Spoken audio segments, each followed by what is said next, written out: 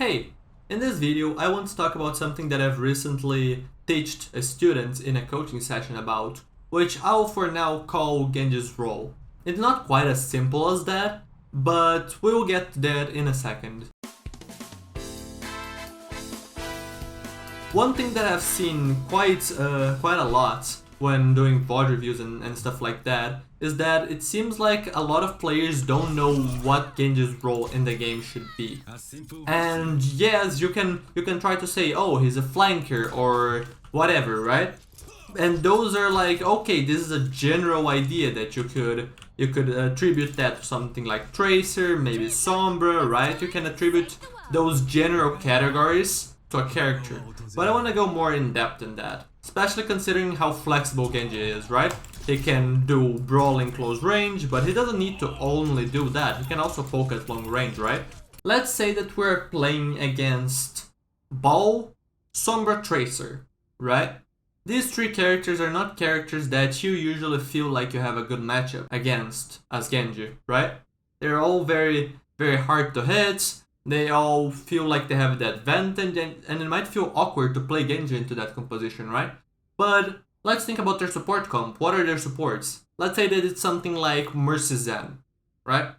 That comp would probably work. It feels like a glass cannon comp that is very squishy, but has a lot of potential.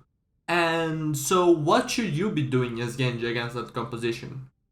It's not very simple. It's actually a pretty complex answer, but let's build the fundamentals first. The first thing that I want to do whenever I enter a match is find out what the enemy composition is. Because after I know what the enemy composition is, okay, I see the Ball going first, I see the Tracer trying to go for a flank. I don't see the Sombra because she's in stealth, but after 15 seconds I can press tab and see the full composition, right?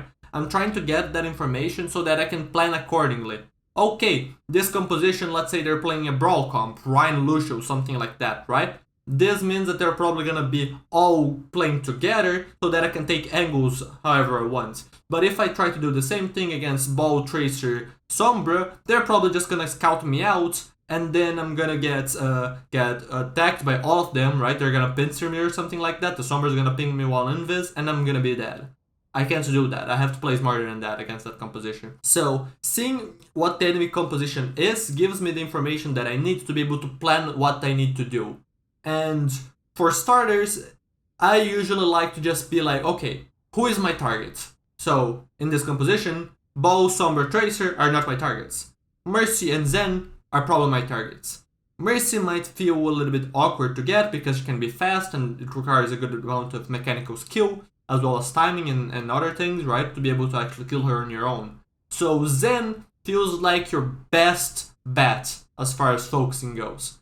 So just say that's it. That's your goal. This match, I'm focusing the Zen. Okay, how do I focus the Zen? Now start to get a little bit more complicated. It isn't as simple as, I want to go for the Zen, so I see the Zen and I walk in a straight line for him. That's not gonna work. So then we can start going into some more complex topics like pathing, which I have already done a video about, and I also talk more about it in my collab with Spylo that he posted recently. So you can check those out if you want to learn more about that. But the general idea is, I want to get close range to the Zenyatta, where I have the advantage, and I want to have all my resources, right? So I want to have my deflect, I want to have my dash, and I want to have most of my HP, if not all of my HP, before I can actually engage in the duel, right?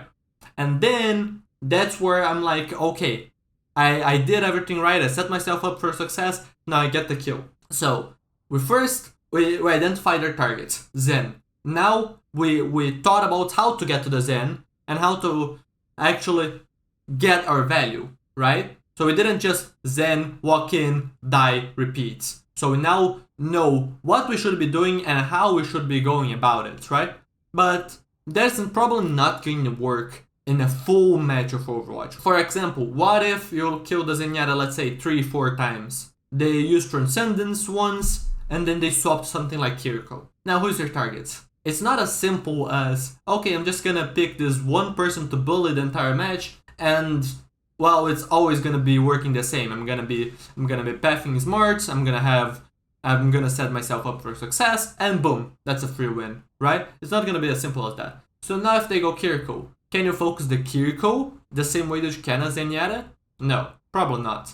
Because you're probably gonna have to use your dash to follow her TP, and even then the TP can go way further than a dash can. So you might even have to swap targets, you might have to focus the Mercy instead of the Kiriko. Problem is that both of these characters are better at killing each other, I feel like, than a Zen and a Mercy. So now your life is a little bit more complicated, because again, you can't really focus the bow or the DPS. However, now we can start adding layers and layers. Sometimes just going for the supports, let's say they're still on the Zen, they didn't swap the Kiriko, right? So they're on Mercy Zen. It is not like every single fight if you kill the Zen. Let's say that you even kill the Zen and the Mercy after, because let's say you can press and you try to go for it, so you just got a free kill.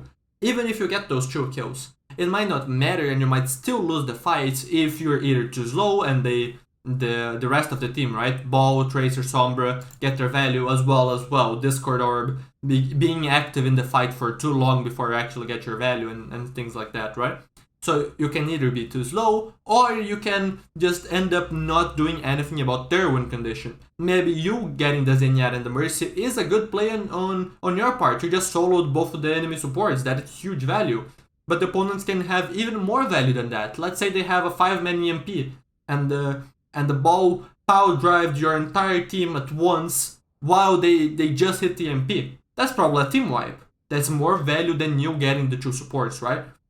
So in that fight, even though it might be a good idea to go for the Zen, there might be something better for you to do, in the form of, let me find that Sombra, that annoying little Sombra that is trying to set up for an EMP. Maybe I scout her out, or maybe I force her translocator, right? Or I look for the translocator, destroy it, right? So that we can cancel their plans. Now, for the Sombra it might be difficult to do that, but against other characters it might be better. Let's say they have Nanoblade. If they have Nanoblade, if you kill the Ana, they can't nano anymore. Or maybe they end up pulling the trigger early because the Ana is like, oh, I'm gonna die, Genji nano, and then she just uses the nano boost on the Genji before he is set up, right? So now he has a worse Nanoblade that he usually would have.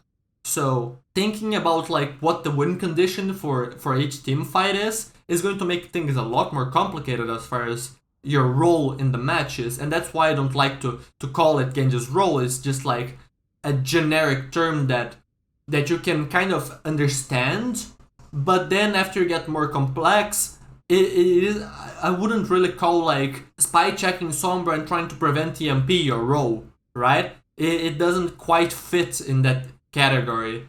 Like flanking would fill that category, but then, you know what I mean? It's just, the term isn't great, but the idea is there. While I'm not gonna be delving deep into this in this video, I'm just trying to give you like the general idea behind this concept.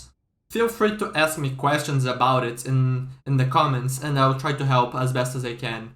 But that is like what I wanted to talk here, because I think it's really interesting and really important, right?